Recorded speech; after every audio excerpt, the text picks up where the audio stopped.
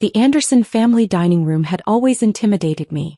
Crystal chandeliers worth more than most people's cars, artwork that required insurance policies, and a table that could seat 20 people comfortably. Tonight it seated 12.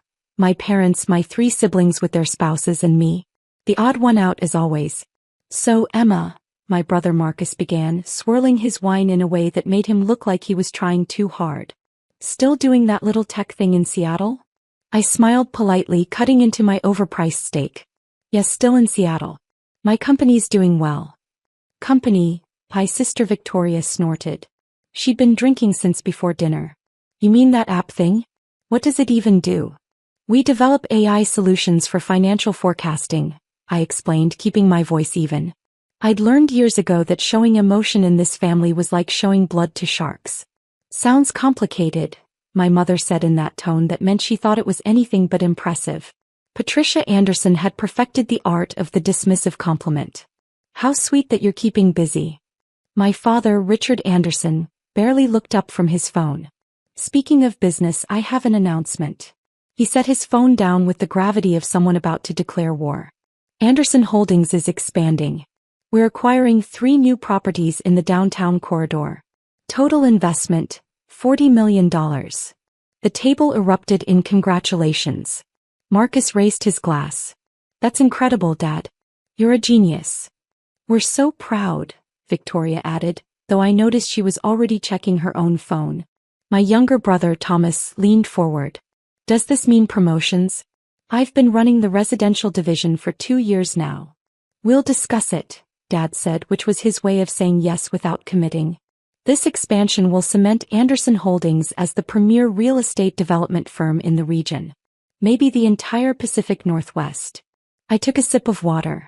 The irony was so thick I could taste it. "The financing is tricky though," Dad continued. "We're leveraging significant capital. But the returns will be substantial." Mom patted his hand. "You always make it work, darling." I set down my fork carefully. "If you need additional funding, I could help." The table went silent. Not the thoughtful, considering kind of silence. The shocked, "Did she really just say that" kind of silence. Victoria laughed first. "I'm sorry, what?" "I said I could help with funding," I repeated calmly. "I have some capital available. I could invest $300,000. The silence turned into barely suppressed laughter. $300,000? Marcus said it like I'd offered to pay for dinner with Monopoly money. "Emma, this is a $40 million deal. Your contribution wouldn't even cover the legal fees." "It's sweet that you want to help," Mom said with that same patronizing tone. "But this is serious business, honey. Not something you understand." My father finally looked directly at me. "Emma, I appreciate the gesture. Really. But we don't need your pocket change." He said pocket change like it physically hurt him. "This is a $40 million business. We work with serious investors. Institutional money. Not." He didn't finish the sentence. He didn't have to. "Not what?" I asked, keeping my voice level. "Not hobbyist money from a tech startup that probably operates out of a coffee shop," Victoria finished for him. She'd never forgiven me for skipping her destination wedding to close a crucial deal. "No offense, Emma, but you're playing in the kiddie pool. We're in the ocean." Thomas tried to be diplomatic.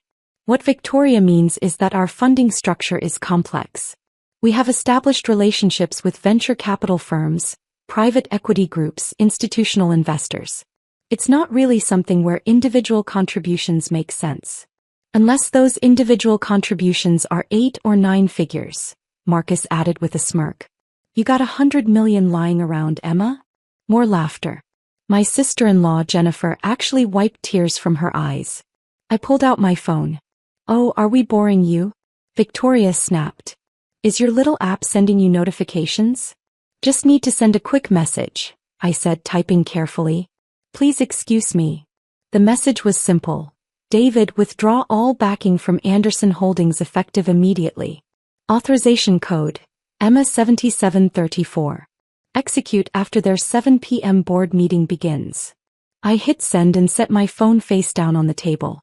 "As I was saying," Dad continued, clearly annoyed by my phone usage, "this expansion represents the culmination of 30 years of building this business. 30 years of relationships, reputation, and results. It's not something you can just buy into with a check. Even a $300,000 check, Mom added as if that clinched it. I understand, I said quietly. Do you though? Victoria leaned forward. Because you seem to think that whatever you're doing in Seattle puts you on our level. It doesn't. You make apps. We build empires.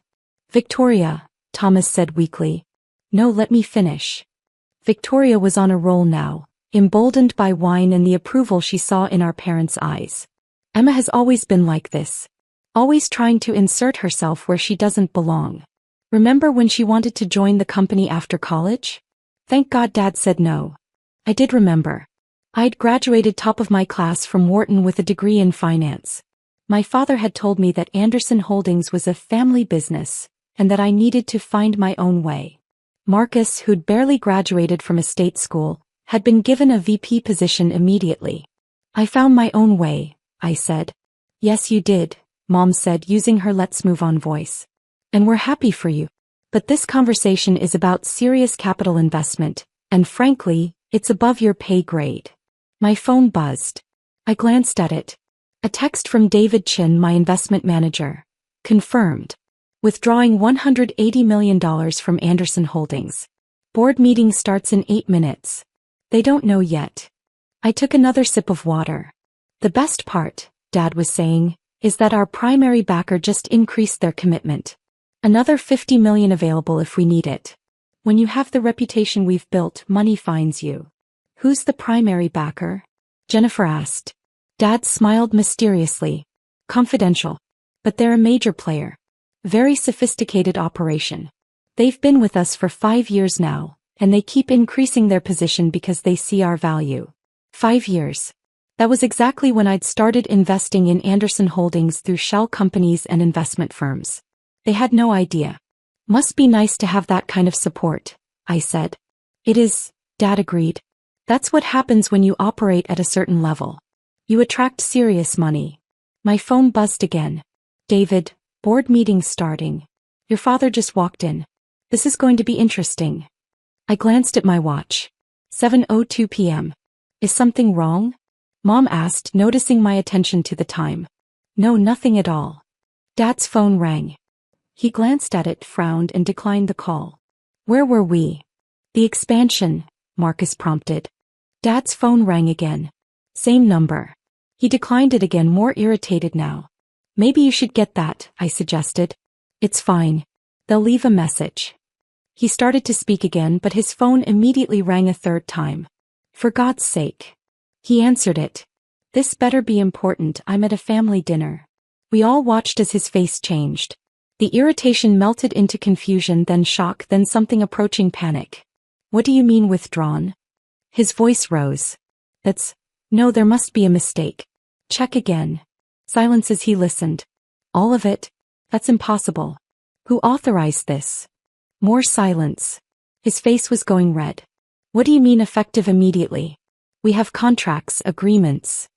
Marcus and Thomas exchanged worried glances. Victoria set down her wine glass. I need to call you back, Dad said, his voice tight. He hung up and immediately started dialing another number. Richard. Mom's voice was sharp. What's going on? He held up a hand, phone to his ear. Bill, it's Richard Anderson. I just got a call that seems, yes, I'll hold. He put his hand over the phone. There's some kind of issue with our primary funding source. I'm sure it's just a miscommunication. But his face said he wasn't sure at all. Another phone call. Then another. With each one, Dad's expression grew darker. Marcus's phone started ringing too, then Thomas's. The elegant dinner party was dissolving into chaos. I don't understand, Dad was saying to someone. We had a 5-year commitment. Yes, I understand there are clauses, but a major capital restructuring? By who? I ate my steak. It had gone slightly cold, but it was still good. Emma, Mom said suddenly. This is serious. Your father is dealing with a crisis. I can see that, I replied. Dad hung up and stared at his phone like it had betrayed him. Our primary investor just withdrew $180 million from our operations. The table gasped. Victoria actually grabbed Marcus's arm. $180 million? Thomas's voice cracked. That's everything. That's the expansion, the current properties, the operational capital. I'm aware, Dad snapped. Then his phone rang again. It's the board. I need to take this. He stood up and walked to his study, his confident stride replaced with something uncertain. Marcus followed him. Then Thomas. Mom sat frozen, her perfect composure cracking. This can't be happening. Who would do this? Jennifer asked. Who could do this? I took another bite of steak. Aren't you concerned? Victoria demanded. This is our family business. Is it? I asked mildly. I was told quite clearly tonight that it's not my business. That I don't understand. That I'm playing in the kiddie pool. This isn't the time for petty, Victoria started, but Mom cut her off. Emma. Mom's voice was different now. Do you know something about this? I dabbed my mouth with my napkin. What would I know? I just make apps, remember? I operate out of a coffee shop. Voices rose from the study. We could hear Dad shouting, though we couldn't make out the words. My phone buzzed. David, Anderson Holdings is in full crisis mode. They're trying to find alternative funding, but everyone's calling me asking what I know. The word is spreading fast. Stock price is going to tank when this goes public tomorrow. I typed back, let me know if they figure it out. David, they won't. I buried the ownership structure under 17 layers of shell companies and investment firms. The only name attached is Pacific Northwest Ventures LLC. Even their forensic accountants will take weeks to trace it. Dad emerged from his study followed by Marcus and Thomas.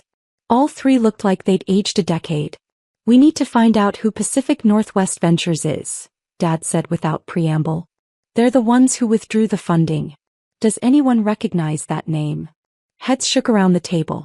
Marcus, get our lawyers on this. Thomas, call every investor contact we have. Someone must know who's behind this. Dad ran his hand through his hair, a gesture I'd never seen from him. He was always so controlled. Jennifer, you worked in venture capital before. Do you know this firm? Pacific Northwest Ventures? Jennifer pulled out her phone, typing quickly. I can't find anything. No website, no public filings, no portfolio companies listed anywhere. It's a ghost. Ghosts don't have $180 million, Victoria snapped.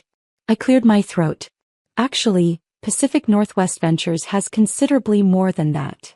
Everyone turned to look at me. What did you say? Dad's voice was very quiet. Pacific Northwest Ventures. It's one of the largest private investment firms in the region. They focus on real estate, technology, and strategic acquisitions. Total assets under management are approximately $800 million. I paused. Give or take. How do you know this? Marcus demanded. I read, I said simply. It's a fairly well-known firm in investment circles. I've never heard of it, Dad said. That's because they're private and very selective about their public profile. I took a sip of water. They prefer to work through intermediaries and subsidiary companies. Very sophisticated operation. The way I said sophisticated made Victoria's eyes narrow. If you know so much about them, Thomas said slowly, do you know why they'd pull funding from us? I couldn't possibly speculate, I replied. I'm sure they have their reasons. Major capital restructuring decisions like that don't happen randomly. Dad's phone rang again. He looked at it and his face went white. It's Lawrence Hendricks. The Lawrence Hendricks? Mom's voice was faint. From Hendricks Capital? Dad answered, putting it on speaker. Lawrence, thank you for calling back so quickly. Richard. The voice that came through the speaker was measured and professional. I heard about your situation. I'm calling as a courtesy to let you know that Hendricks Capital won't be able to provide bridge financing at this time. But Lawrence, we've worked together for 15 years. And I value that relationship. Which is why I'm being direct with you.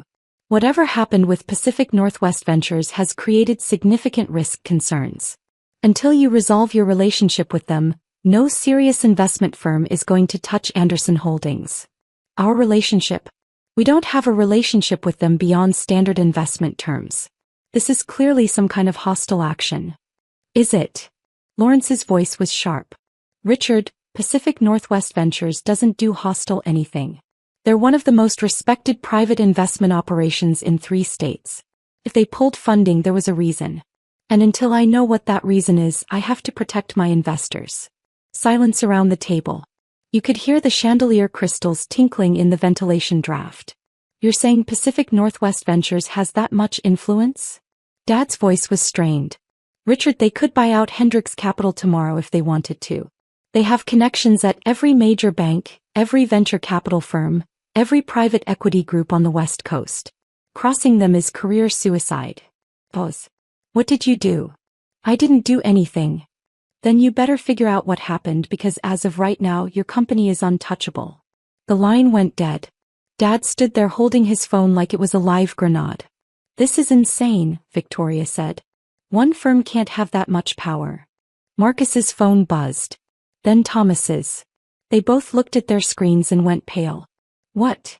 Mom demanded. It's spreading, Marcus said weakly.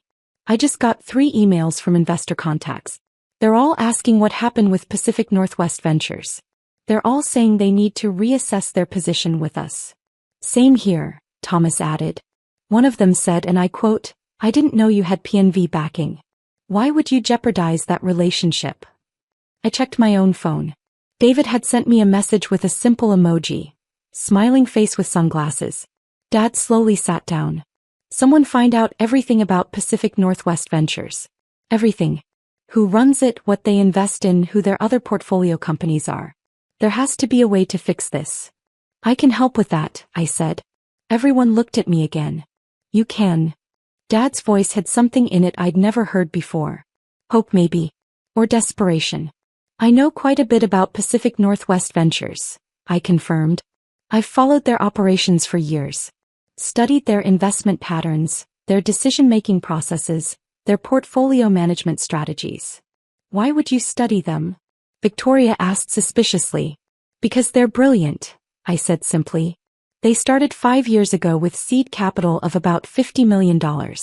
Through strategic investments and careful portfolio management, they've grown to over $800 million in assets.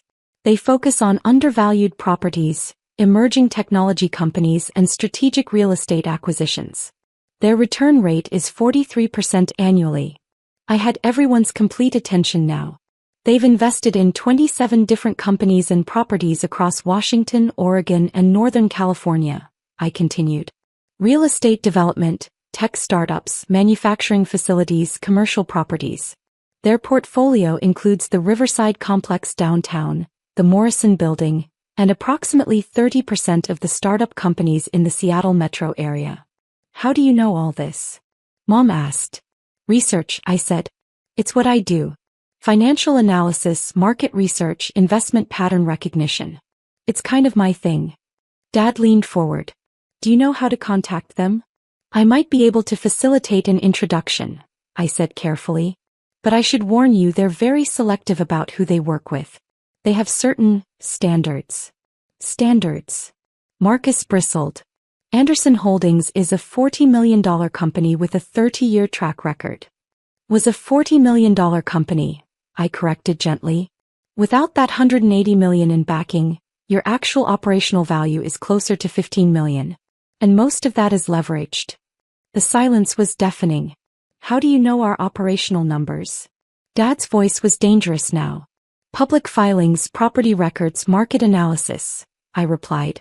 It's not secret information. Anyone who knows where to look can find it. Thomas was typing frantically on his laptop. She's right. Without the PNV backing, we're in serious trouble. The expansion deal requires proof of capital by next week. If we can't show it, we lose the down payment. That's $8 million. We'll find other investors, Dad said, but he didn't sound confident. In a week. Victoria's voice was climbing. After word gets out that Pacific Northwest Ventures dropped us? Lawrence was right, we're toxic now. My phone rang. I glanced at it. Excuse me, I need to take this. It's my investment manager. I stood and walked to the window, turning my back to the table but speaking loud enough for them to hear. Hi, David. Yes, I saw the news. No, I don't think they've figured it out yet. What? Another withdrawal? Which property? Oh, the Morrison Building. Yes, that makes sense. That's entirely controlled by PNV, isn't it? They're trying to trace the ownership? Tell legal to make it as complicated as possible. Of course. Yes, I'll be back in Seattle tomorrow. We can meet then. I hung up and turned back to the table. Everyone was staring at me. Sorry about that, I said, returning to my seat. Where were we? Who was that? Dad asked. My investment manager. David Chin. He handles my portfolio. Your portfolio, Marcus repeated slowly. Yes. I do have investments, you know. Just because I run a tech company doesn't mean I don't diversify. I smiled. It's investment 101. Never put all your eggs in one basket. Dad's phone buzzed. He looked at it and his face changed again. It's a text from Bill at the bank. He says someone from Pacific Northwest Ventures' legal team just contacted him asking about our account status and creditworthiness. That's unusual, I commented. Investment firms don't usually make direct contact with banks after a withdrawal. Unless what? Mom demanded. Unless they're considering additional action. Maybe they're not just withdrawing funding. Maybe they're positioning for something else. Like what? Thomas asked. I shrugged. Takeover? A buyout? Hard to say without knowing their strategy. Victoria's eyes were sharp on me now. Too sharp. You know a lot about how they operate. I told you I've studied them. Nobody studies an investment firm that carefully unless they have a reason, Victoria pressed. What's your reason, Emma? I met her gaze calmly. Professional curiosity. They're good at what they do. I like learning from the best. Dad's phone rang again. He answered without checking the caller. Yes. What? You can't be serious. No, I understand, but... Fine. Thank you for letting me know. He hung up and looked at Mom. The Morrison Building. What about it? They're exercising their majority control. Effective immediately, Anderson Holdings is no longer managing the property. Pacific Northwest Ventures is taking direct control. They can't do that, Marcus said. They can, I said. If they hold majority ownership. Which they do. 51%, I believe. Every head swiveled toward me. How could you possibly know that? Dad's voice was barely above a whisper. It's in the property records. Public information. I paused. Actually, Pacific Northwest Ventures holds majority or significant minority positions in most of your major properties. The Morrison Building, the Riverside Complex, the downtown parking structures, the Harborview Apartments. They're quite strategically positioned in your portfolio. That's impossible, Mom said. We'd know if one firm had that much control. Would you? I asked. Do you personally review every investment document? Every shareholder agreement? Every ownership structure? Thomas was typing again, his face growing increasingly alarmed. Emma's right. I'm looking at the ownership records now.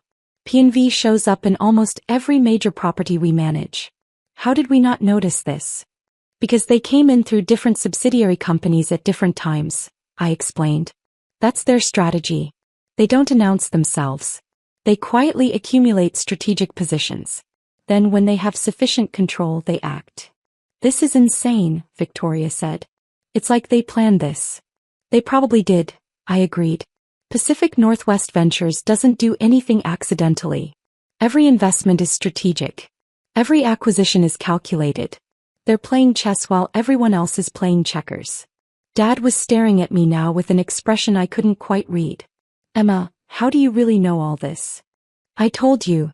No. His voice was firm. Nobody knows this level of detail about a private investment firm without direct access. The ownership percentages, the portfolio strategy, the legal maneuvering. You're not guessing. You know. The table was silent. Outside I could hear a car drive by. Inside, the chandelier crystals tinkled. I took a breath. You want to know about Pacific Northwest Ventures? Yes. All right. I pulled out my phone and opened my email. I forwarded a message to Dad's email address. Check your phone. He did. His face went from confusion to shock to something I'd never seen before. Understanding maybe. Or horror. What is it? Mom grabbed his phone.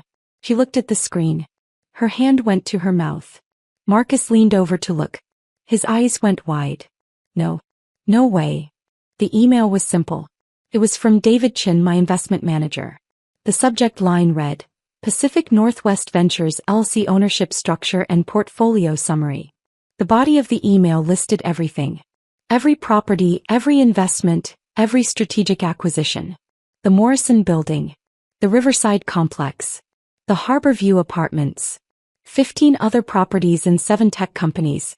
At the bottom in bold, primary shareholder and CO, Emma Anderson.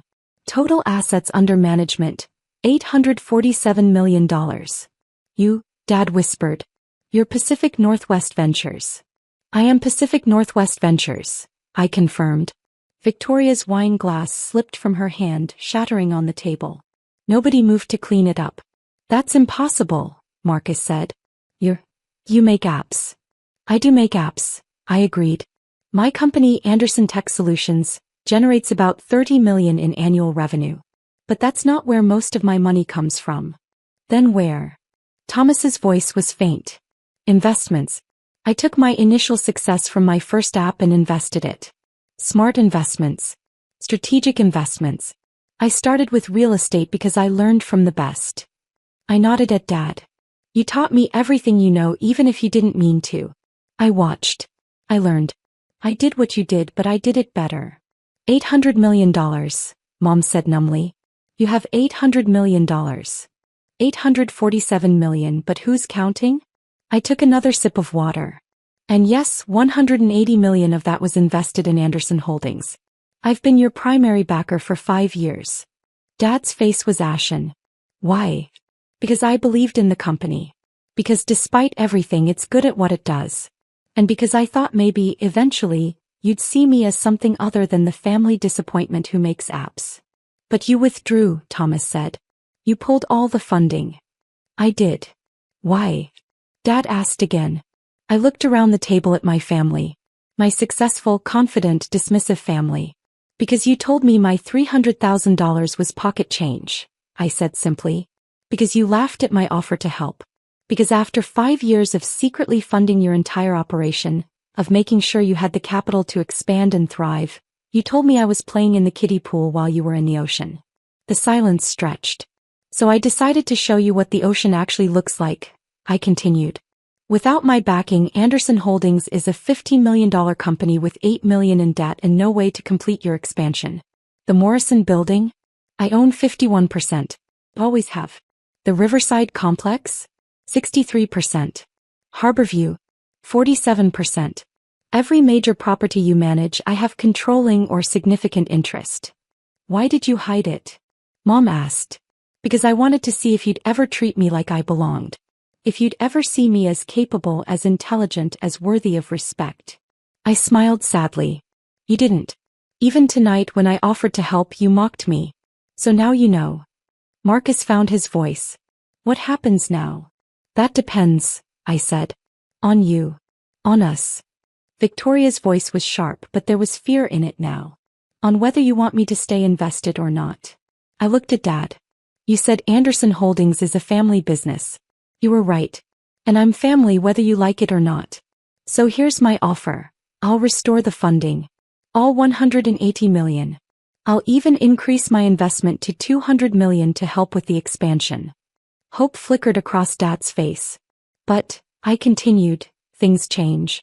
I'm not a silent partner anymore. I want a seat on the board.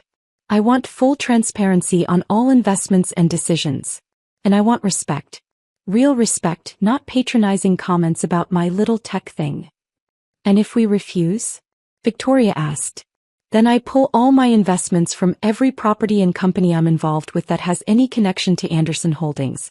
I have controlling interest in most of your portfolio. I could dismantle your entire operation in a week. I kept my voice calm. Or you could accept that your daughter isn't playing in the kiddie pool. She built the ocean you're drowning in. Dad stared at me for a long moment. Then slowly he stood up and walked around the table. He stopped in front of me. I'm sorry, he said.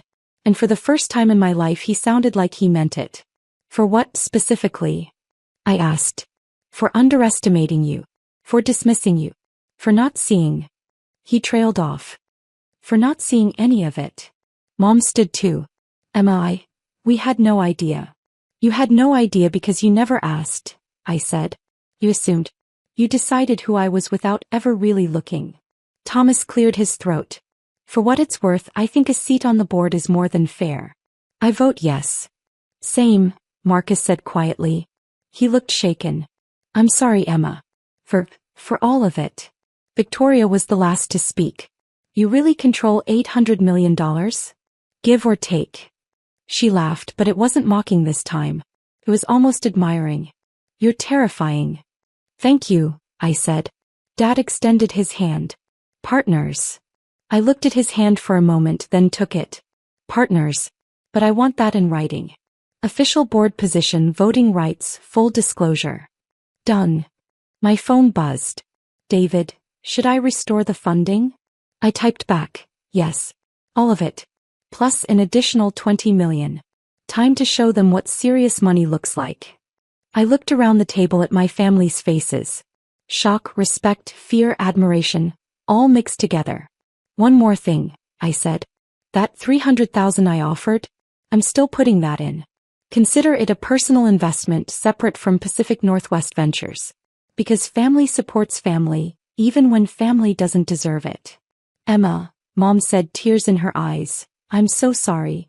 I know, I said. And I accept your apology. But this can't happen again. I'm not the family member you tolerate at dinner parties. I'm the person who's been keeping this company afloat for 5 years. Remember that. Dad nodded slowly. We will. I promise. My phone rang. I glanced at it. It's my manager. I need to take this. I answered. David? Yes, authorize the funding restoration. All properties full capital reinstatement. No, increase it to $200 million total. Yes, I'm sure. Also, prepare the paperwork for my board position at Anderson Holdings. Everything official.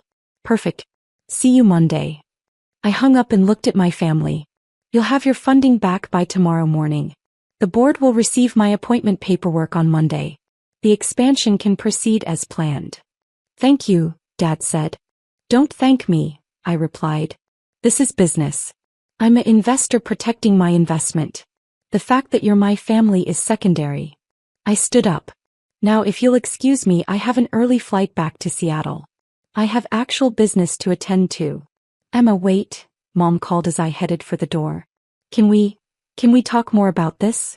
About everything? I paused at the doorway. Sure. Call my office and schedule an appointment. My assistant will find time in my calendar. The shock on their faces was almost worth the 5 years of secret investment. Almost. As I drove away from the Anderson family mansion, my phone buzzed with messages from David. The funding was being restored. The lawyers were drawing up my board position papers. Stock prices would stabilize by morning. I'd spent 5 years building an empire in secret, funding my family's business while they dismissed me as someone who made apps. Tonight I'd shown them the truth. Not with anger, not with gloating, but with the simple, devastating power of facts and numbers. Sometimes the best revenge isn't getting mad. It's proving them wrong with $800 million and a smile. My phone buzzed one more time. A text from Dad. I really am proud of you. I should have said that years ago. I'm sorry it took this for me to see what you'd become. I smiled and texted back. See you at the board meeting, Dad. The kiddie pool, it turned out, was just where I'd been practicing before I built the ocean. And now they were all swimming in it whether they liked it or not. I'd offered them $300,000 and they'd laughed. Now they owed me $200 million and they'd never see me the same way again. Perfect.